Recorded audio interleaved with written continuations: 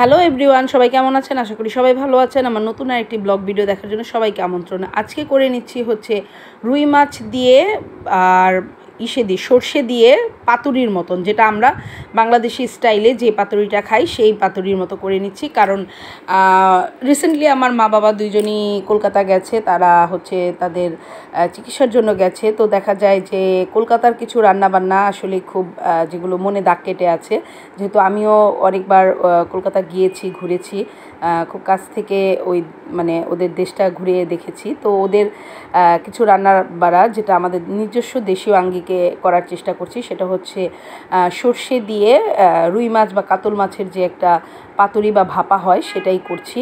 তো ওরা হচ্ছে কলা পাতা বা যে কোনো পাতায় মুড়ে ওরা হচ্ছে ভাপাটা করে, কিন্তু এটা হচ্ছে আমরা নর্মালি যেভাবে আমাদের ইলিশ ভাপা বা সরিষা ভাপা যেটা করি সেভাবেই করলাম। তো এখানে রান্না করে নিয়েছি। তো উপর দিয়ে একটা কাঁচা লঙ্কা দিলে ভালো দেখা যেত, কিন্তু আমি ওটা আর করিনি।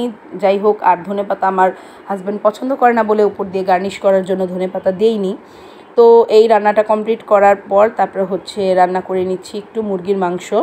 তো এখানে পাশের চুলায় ডাল বসিয়েছিলাম, ডালটা রান্না হয়ে গেছে, আমডাল। আর এখানে পেঁয়াজ আর আলু ভেজে নিচ্ছি সামান্য লবণ দিয়ে, মানে এটা আমি কষিয়ে নিচ্ছি। আর আমাদের এখানে রোড কনস্ট্রাকশনের কাজ চলছে বিধায় আমাদের গ্যাসের খুব প্রবলেম।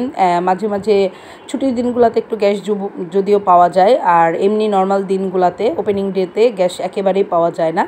তো এর মধ্যে হচ্ছে সব কিছু মিলিয়ে একটার মধ্যে রান্নাটা কমপ্লিট করা লাগে, কারণ এর একটার মধ্যে আমার বেরিয়ে যেতে লাগে, কারণ মেয়েকে আনতে হয়, বড় মেয়েকে। ওর যেহেতু পরীক্ষা চলছে, ওর মোটামুটি পরীক্ষার শেষের দিকে। আপনাদের সকলের আশীর্বাদ এবং দোয়ার আমার মেয়ের পরীক্ষাগুলো এই পর্যন্ত মোটামুটি ভালোই দিয়েছে, যদিও বেশ কিছু ঝড়ঝাপটা আমাদের জীবন বয়ে গেছে। তো আসলে ঝড়ঝাপটা তো জীবনে থাকবেই কম বেশি। তো এর মাঝখানে হচ্ছে আমার মেয়ের পরীক্ষাটা মোটামুটি ভালোই দিয়েছে আপনাদের সকলের আশীর্বাদে।